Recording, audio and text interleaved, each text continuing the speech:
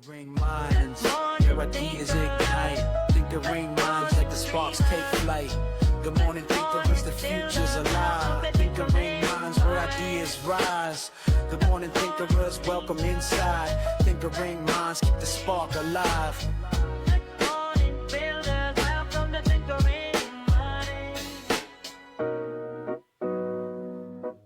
Hey everybody, welcome back to Thinkering Minds, where we explore the stories behind bold ideas, how we support those who teach and learn. Today I'm thrilled to be joined by Levich, an educator, PD strategist, systems thinker, who's reimagining professional development in schools, turning it from a check-the-box task into something intentional, week-by-week support. Erica, introduce yourself to our audience, and anything I left out, please throw in there. That was a great intro, actually. I think you did a really good job. Nice. I'm Erica Levich. I'm from California originally, currently in Canada for the summer. But the goal, the gist in a nutshell is bringing strategies to every classroom is the bold claim. But that is just what my aim is. That's the narrow goal here.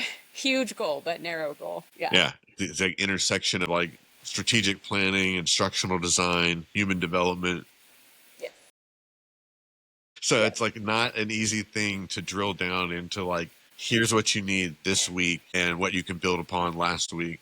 What was the kind of start of the journey? Were you always interested in being an educator and being in education? No, yes and no. So there was a moment. I was living in New York at the time and I didn't know what I wanted to do. I kind of followed the pathway of went to college, did well, graduated, all the things, and then was like, okay, now what? And kind of that's where the whole good daughter journey ended and didn't know what came after. And so then I kind of was lost for a bit, moved to Italy for a summer, and then moved to New York after that, and was living in New York and with a couple friends from college, and did odd jobs for a while. And then one of the friends I was living with, I was like, well, I don't know what to do. I was like, should I move back to California? And she said, well, you were a TA in college, which I was. I was a TA for one of my economics classes. And she said, you really loved being a TA. You should be a teacher. And I said, yeah, okay. And that's literally where that idea came from. So thank you, Emily. That's shout out to Emily. Responsible for this whole career path that I'm on now. That's awesome. But it's truly, I love it. What part of New York were you in? I was in Brooklyn for all 3 years in Crown Heights, way back in nice. 2004 to 2007. So pre-gentrification, but I loved it. Okay. I mean, I go back and visit as much as I can, and I still love it there. But yeah, it's I was over in Washington Heights from 2010 to 2013. Okay, so yeah. I like how everybody does 3 years and then they're like, nah. Well, so yeah, I did, and I was a substitute teacher for a year, which taught me all the things about teaching and being thrown into every situation, every type of school, every borough. And then I was an assistant kindergarten teacher for a year. And I was like, okay, this is it. I want to do the thing. So then I had to move back to California to get my teaching credential because it was state specific. So that's kind of what forced me to leave. But I still love it. I would live there again in a heartbeat, for sure. But it's a fun place to live, but it is a lot. Yeah. I'd rather have a chance at home ownership. Oh yeah, no. No way. Yeah. But so as a teacher, you got in and probably came in a little differently. So many come in like super bright and I'm going to change the world. You came in like, okay, I guess I'm going to be a teacher, right? Like, I'll do this. Yeah, it was. So it's funny. I went back to California, got my credential, and then it was 2011. And in California, I think at other states as well, it was there were too many teachers, so there weren't a ton of jobs. But I had a multiple subject credential, and then I had a supplemental math credential because I had taken so much math in college that I was hired as a math teacher at my old middle school, which was just super random. How it just was a weird thing that worked out, and I loved it. It was really odd, but I ended up working with some of my old teachers that I had when I was a student there. And so it took me a while. Actually, I don't know if I ever called them by their first names. I think I always just kept calling them like Mr. Smith, Mr. Wimberg, Mr. Folk, whatever. They're all men who were still there, but it was a really special place to go back to and work as an ex-student. And there were some other ex-students who were there working that I went to school with. So it was a really place to work. And I was there for my whole career. All 7 years I was at the same school. So yeah, it was fun. That's awesome. Yeah. So 7 years, that's a lot of PD that you yourself probably underwent and sat through. Yes.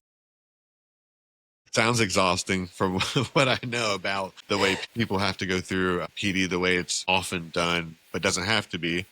Right. What was the big signal that made you think, okay, I have to create something here different that teachers, can use something more here? Yeah, well, for 6 years, I went to summer professional learning and I loved it. It was great. It's the company that I ended up working for, Avid, and it's 3 days in the summer and it's just a ton of strategies, modeling. I ended up teaching it when I worked for Avid for 6 years again. And it's just an amazing experience. It's also just a fire hose of information. So you're just like, when I was teaching, I would leave with like tons of sticky notes that I was like, okay, I'm going to implement all of this in my classroom. So then I would leave and go back in August and I would spend hours and just so much time figuring out how I was going to take all my learning over the summer and translate it into my class. So I would create PowerPoints, I was creating like handouts and resources and, a bunch of stuff. And so it just takes so much time to figure out how this strategy is going to translate to my math class and this strategy and this, so basically I wanted to take all of that work off of teachers' shoulders and just take that out of their I'm like, they have plenty. They have enough to do without having to figure out, okay, like this strategy, like how do I do this? And how do I teach that to my students? And how do I, and when I was working for Avid, I just saw schools really struggle with that because we have them, it was like, okay, like make goals and, you're learning all this amazing stuff. It's like figure out how to now translate all that learning to your school systems. And I mean, they have the best of intentions, but, they just really struggled with that. And so I just wanted to give them a roadmap. It's like, here, let me just build you a literal map on how to do this at your school. Like week 1, do this. Week 2, do this. Like if I can build you a literal map for 3 years, every strategy that you've learned and will learn, then you don't have to worry about it. Like it's done, like that would just be, and not every school is going to want to do that and that's fine. But like, that would just like be such a lift off of their shoulders and just be so much easier for them to not have to stress about that. Absolutely. Absolutely. And I just like picture you that, I had this like mental image of you coming out like all enthused from these like courses, your bit sticky notes and they're falling all out of your arms. And then you're like, you're just scouring through them all on a desk at night like a crazy person, putting them up on the walls. Beautiful minds. Strings tied to this one, to this Yes. one. Yeah. And then that's the perfect origin story because now at this point you're like, okay, well, there's got to be a better way than doing what I'm doing right now. Like you're solving a true crime mystery. So then like that, is that what led you to determine it's like got to be weekly bite-sized nuggets? Yeah. Yes. In the last year with my previous role, I was sending weekly emails, which helped me stay organized. So it wasn't with strategies or anything. It was just like, here's what's going on this week, just work-wise and in the world of my role, because there was so much going on in the world of Avid. And so just with that cadence, I was like, oh, this is really helpful because there was like so much professional learning and so much just going on in that sphere. I liked it. And so I think just that weekly check-in is just really nice. And I found that when you have just kind of one thing a week, just like one quick little, oh, hi, let me just send you something really quick and really brief. It's just a really easy touch for educators, for leaders, just something really brief. And having one quick thing to look at each week helps remind teachers or site leaders like, oh yeah, that. And so it's not huge. Like one strategy a week is not overwhelming. Slides or less that they get. And so it's not, and they can personalize it. It's, they can make it their own.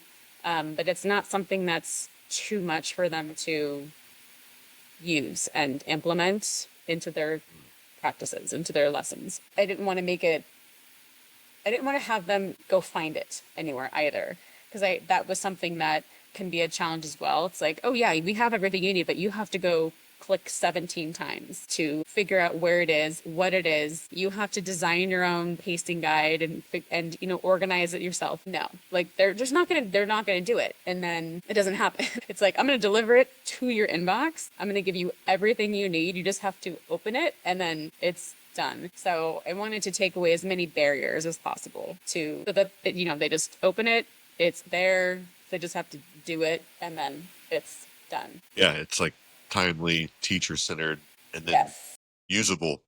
Yeah, relevant, timely. Yes, exactly. Student-centered. There's sentence frames and sentence starters every single week. Yeah, so I really wanted to be focused on students talking to each other every single week, because there's just not enough students speak in the classroom. We all know that's true. And really focused on using skills or building student skills that we know they're lacking. So using developing note-taking skills, active reading skills, critical thinking skills, all the things that we know that they need more of. So explicitly focusing on building those regularly in the classroom. What does the teacher get in their inbox each week? What's the week-to-week process? Yeah, that's a good question. The teachers receive, usually on kind of the planning day, the week prior, depending on, let's say it's a Wednesday. Wednesday's their short day. Okay. They'll get an email early in the morning with the strategy of the week at the top, some tips and tricks to implement, and the link. But then right below that are all of the other strategies and links for that month, just in case that week's strategy doesn't align with that following week's lesson, then they can choose something else. So they have some flexibility in which strategy they want to choose for the following week's lesson. So they kind of get the strategy the week before, so they can plan ahead, because usually you're not going to, if I sent it on a Monday for that week, that's not going to work. That's just not enough time. So they'll get it the week prior during their planning day, so that they have kind of the rest of that week to figure out how that's going to roll into the next week's lesson. So then they figure out, okay, let's say it's 4 corners, a collaborative structure. They figure, okay, so this is my lesson. These are my lessons next week. Which lesson is going to kind of be the best fit to fit this strategy into? They embed those slides, or they just know those slides are going to fit here, and they tweak them, or however they want to use them. They put that into that lesson, they implement that strategy the following week, and then the following Friday, so the end of that following week, they do a little 5-minute reflection. How did it go? How did your students respond? How did you feel implementing that strategy? Just a very brief Google form to capture their thinking about how it went, and then that's it. So it's really 30 minutes max, 30 minutes or less, to really engage in that process. The actual doing the strategy kind of depends on what that lesson is and what their content is for that time. But the actual reviewing of the content and embedding it into the lesson and then reflecting on the strategy is 30 minutes or less. So it shouldn't take a bunch of time. The time that I spent building all of this when I was teaching, building all of the slide decks and planning them all out and creating a whole bunch of resources was hours and hours and hours and hours. So I'm trying to just take all of that extra time off of their plate. So I'm hoping that, it really does, take that lift off of them. That's amazing. Yeah, they can earn units by engaging in the reflections. So if they choose to, they can pay for those units and then earn a little bit of extra. So they can get CEUs? Yeah, continuing ed units, yeah. Oh, that's huge. Okay. Yeah. So 2 units per semester. That's awesome. That's amazing. So how many units do they typically have to have? So wait, what do you mean? How many units does a educator typically have to have? Is that state to state determined? So it actually it depends on even each district. It can be different, even how it plays out. So it's 2 units per semester they can purchase, but then how that translates to their own district's system is just going to depend on their district. That's awesome, though. So not only are you getting empowerment and extra tools and resources, but then you're taking care of continuing education credits that I know when I let's was be honest. teaching, yeah, I wanted to move over on the pay scale as quickly as possible. So Yeah, that was, no, that's like a great way to do it. Because if it's not continuing education at like a beach resort, let's combine it into something actually that we really really have to do already and that we really need. So that's great. How does for the educators, it's like kind of very clear how they get empowered and can use the product. For the administrators, how does it benefit the school when educators get bought in and participate? yeah, great question. So for administrators, they can't be everywhere because they are way busy. So the nice thing about this is that it allows them to keep kind of their finger on the pulse of what's happening in the classrooms. So the data that's collected in that Google form, so the reflection that happens at the end of each week, all that data is collected and automatically updates into a data dashboard that is specific to each school. Each Monday, the leadership team, whatever emails they want to be included in that group, are automatically sent an email that includes a link to their specific data dashboard for their school. It also includes specific look-fors for the strategy for that following week. So they could, let's say it's 4 corners. Like, so, this week your teachers are implementing 4 corners.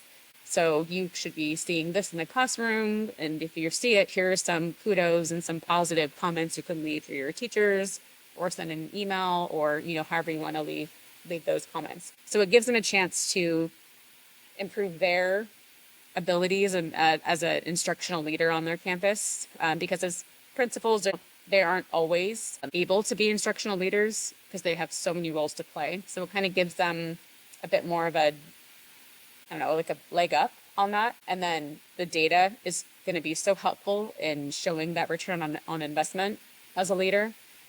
There's also like a mini professional development module that's sent out each month that reinforces the strategies that are happening in the classrooms each month that they can use at staff meetings. So it's really intended to be kind of a wraparound approach for like the whole school to just provide those instructional strategies and practices from kind of every angle. And I had a principal ask, like, well, what if not every teacher's doing it? And I said, oh yeah, no, not every teacher is going to. I mean, we all know the vibes of schools. Like, there are definitely going to be teachers who are like, I'm definitely not doing this. Like, that's fine. They don't have to. I mean, even if half of your teachers are engaging in this, that's amazing. Like, half of your teachers are engaging in professional learning every week or most weeks on your campus. That's incredible. I mean, think about like the impact that that's going to have over time on your students, on your educators, and some of those teachers who are not engaging. They're going to be seeing the growth. They're going to be hearing about like those practices that are happening, and over time they may decide to jump on. So I think it's that culture shift that will likely happen from the teachers that are deciding to jump on and utilize the strategies, using the slide decks, using the resources, and making those growth changes in themselves. I like that you're talking systems and strategies, but the purpose is also human based. And that's what we're about at Thinkering Collective, the helping people grow. How do you balance the technical side and like the instructional design with the emotional side of, empowering the educators to be the best version of themselves that we need? Yeah, I think at one of our meetings, at the last Thinkering meeting, we talked about, someone mentioned, there are always going to be educators who just intrinsically want to be better and are working on helping others and becoming a better version of themselves and supporting students. And just, I mean, you just can't help but want to help those teachers and seek them out and create this community for them, and I think those are the kind of teachers that I want to work with. And those are the kind of teachers that I created this for. When I first was creating a company, I was actually advised against working for schools and working with schools because it's like, oh, those are really difficult to work for because of all the red tape and, the procedures, and you should work for private businesses. And I was like, well, I think I'm going to work for schools because those are the people that's my people. I want to work for teachers. Like, I just have such a heart and a passion and a love for educators. That's who I want to work with. I had a teacher pilot this program in the spring, and the feedback that she gave me, and it was just a semester. It was just a few months, because I was also just a high school teacher, high school English. So it's like after a few months, it was like May, and then it's like, then it's over because it's graduation and, But she said even in those few months of her class, participation was way up. Self-advocacy of her students like grew. It was way easier for her to get her kids to talk to each other. She said she had a unit on The Great Gatsby every year. At the end of that unit, she had her students do a 3-minute speech. That was like the final thing. And ever since COVID, there was always a few kids in every class that just refused. They just took the fail and were like, nope, I'm not doing it. I refuse to speak in class. But this past spring, every single student spoke. Every single student gave a speech. Maybe that's my strategies, having so many opportunities every week for students to speak to each other, for them to do grouping, for them to engage in class on a regular basis. Maybe it's just this group of kids. I don't know. But I just loved hearing her feedback and hearing such positive feedback each week on, oh yeah, I forgot about this strategy. Oh, it's great to kind of be reminded to use this again. Oh yeah, and she is an experienced teacher. She's been to professional development. Like, she's not brand new, so it's exactly what I want. Like, I just want a whole bunch more of that. I want her times like 1,000,000. So I'm just excited for a whole bunch more teachers to have that same reaction, a bunch more students to, be empowered and themselves, and to like be developed in their skills to start growing as well. So. One of the beautiful things about what you're doing is how if you just impact one educator, the amount of students that come from that over a career, it's enormous. And the people they go on to impact and careers they start, families they build. So it's like a beautiful, it doesn't just stop and end after, 3 years of notes in the inbox. It's in perpetuity. The impact goes on forever. Yeah. In that weekly drop, with that kind of like diverse targeting of administrators, educators, empowering the learners, there's so many audience members. How do you, across different grade levels, content areas, how do you target it down so it's that base that's relevant to everybody? Well, it's going to be interesting as it grows to make sure that everyone feels seen in terms of the strategies that are sent out. I'm trying to diversify the content enough that it's going to feel relevant to everybody. For example, I was just this morning working on something for September. Originally, I was just going to develop inquiry material for depth of knowledge. And then I thought I should include the other ones as well. So then I added Costas and balloons because schools use all of those. And so which is fine. I'm just kind of copying and then tweaking a bit of the content. So it's not hard. But, when it comes to all of the content areas, that'll be interesting because I'm a math person. So it'll be when we get to Jigsaw in March, like, okay, that'll be a fun challenge, how to tweak that and modify that to really be relevant for all of the content areas. And I'll be looking at some examples, and I'll do what I did was kind of create bands, like, so, science for like 3rd through 5th. And like, here's an example, science, 4 through 6, here's an example. And then, so there's no way I can diversify it for like, here's 17 examples for science. Like, there's just no way. But I can, I'll do like secondary and elementary for sure. And then as much as I can give some examples. And then what I was thinking as well is to create a space for eventually teachers in the community to kind of upload samples that they have so that we can kind of create a bank that people can kind of pull from to use down the road once we have a big enough group, so we can kind of create some spots where they can like pull from, like, oh, this is a good example for Jigsaw, so they can utilize what other people have come up with, so I don't have to create everything. So yeah. With the shifts in like education recently, everything's kind of in the US going away from the federal level back down to the states, and it's going to be different for everybody. The one core thing that everyone can kind of focus on in the uncertainty of it all is like themselves as an educator and, how they can grow. What's the kind of quick advice that you have for that educator who's looking for a solution and wants that kind of weekly encouragement? Never stop learning. I think Someone asked me yesterday, I was talking to someone about this program, and they asked me if I was a disruptor. And I said, well, if wanting everyone to be a critical thinker is a disruptor, then sure. I don't think that's like a revolutionary idea. It shouldn't be, but maybe it is. So I think for teachers now to continue to push themselves and to push their students to think critically about ideas, and for teachers to think critically about their own content and encourage their students to think critically about their content. So I think that's really where we just all should exist every day. Yeah, Noah Daniel, who helps with our mentorship program and is a strategic vision behind expanding that. Also, the mentory. She said something the other day. Somebody she said labeled her as a disruptor, and she said, no, like that's a disruptor is a divider. And she said that like I'm a uniter.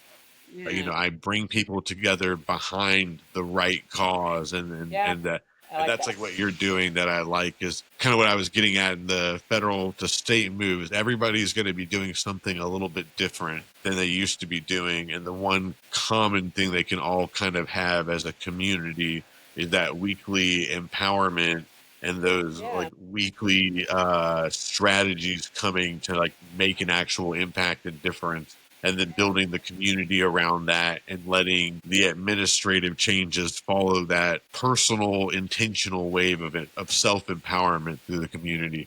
And that's like a cool thing that you give is that ability to just take it into your own hands, and it doesn't really matter what the rules are. You can still go out and do a really good job and still care and feel supported. Are you down to do a Thinkering Q&A round where you like ask questions? Yes. All right. What's a strategy every school should try tomorrow? A jigsaw. Jigsaw's one of my favorites. Absolutely. Yeah. Yeah. You're supposed to just say like your program there. Oh, your Sign up for my program. Well, it's like so many. There's 75 strategies. So. Yeah. What's a belief about PD that you hope disappears? That it's a waste of time. That drives me nuts. Like icebreakers, get rid of them. I'm like, no, like just do them better. Just do them better. What's a moment that where you realized like your work mattered? Oh, when I see students on LinkedIn getting jobs, I had one this morning that posted that he got a job. And so I was just like, congratulations. It was just, yeah, I love seeing students like all grown up. It's amazing and weird and beautiful. Yeah, it's like when I have somebody I coached or like an old intern or something, and they hit me up and they're like, hey, can you write me a recommendation letter? And I'm like, oh, yeah, sure. And then I'm like, oh, Director of North America Marketing, $180,000 a year. Oh, dang. Here's your really nice recommendation letter. Yeah, exactly. Like, what is happening here? But it's so awesome to see, like, everyone excelling and growing. Incredible. And that's I guess why we do it. If Thinkering was a color, what would it be? I mean, I'm looking at the purple. It's just, but okay. Well, I mean, just visually, but I don't know why green is popping into my brain, but maybe it's my nephew's favorite color, so maybe that's why it's just in my brain right now, but I'll go with green. Shout out to your nephew. Yeah.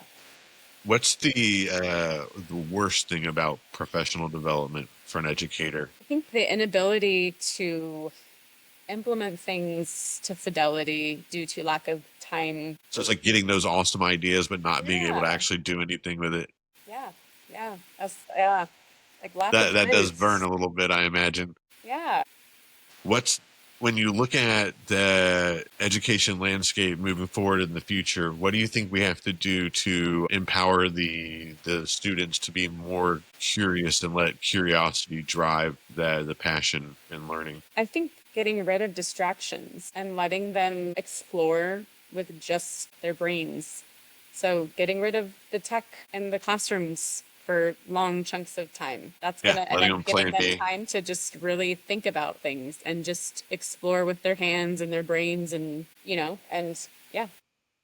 Yeah. The tech can't do what it needs to do without the human element driving it. Yeah, exactly. Yeah. For an educator out there who's looking for that support system where they don't have to overly commit themselves and exhaust themselves further, how can they get a hold of you? Where can they find your work? And then what can they expect once they get locked into the team? Yes. So yourclassroomacademy.com is where they can find the program. They can sign up individually for the year and start getting the strategies right away. Or if their school's interested, they can kind of find me on the same place and reach out to me there. Their schools can contract with me there as well, or just email me, reach out to me at info@yourclassroomacademy.com, or find me on LinkedIn. What's the one takeaway that you can leave the listener and the educators with? I think professional development has historically been a challenge for schools because it's like best of intentions, but it is very expensive. The return on investment is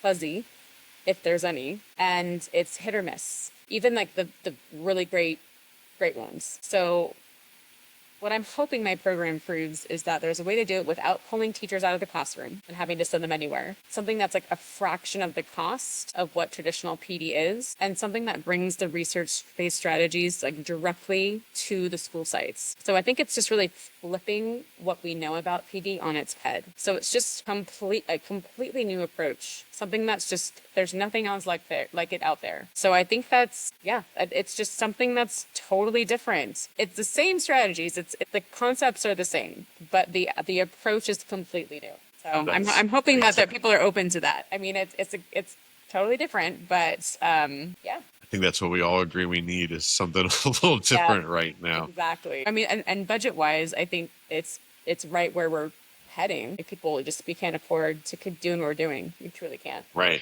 So Yeah. The investment has to be impactful, and right. Yeah. All right. For all the educators out there who are listening and rethinking the way we grow and connect and build together, check out Erica's work at Your Classroom Academy. Check out the Thinkering Collective Fellowship, where we can help you turn your bold ideas into actionable, community-oriented projects. We get them into the classroom, get it funded, and get it scaled and implemented. Thanks again, Erica. Is there anything else you want to shout out or say to the audience before we go? No, this was great. You did a great job. Thank you. Thank you. Well, all right, cool. We're going to end it here, and we'll see everybody. A little fun way there.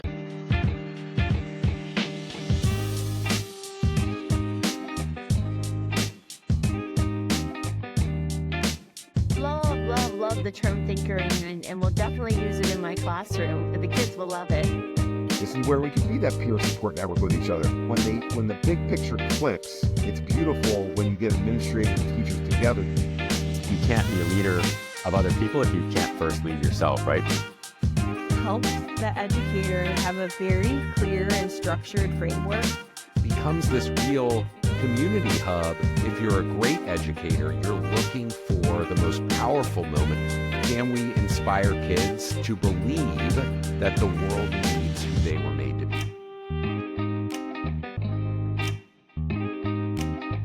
I'm hoping that you guys continue to uphold that legacy and continue, finding kids like you.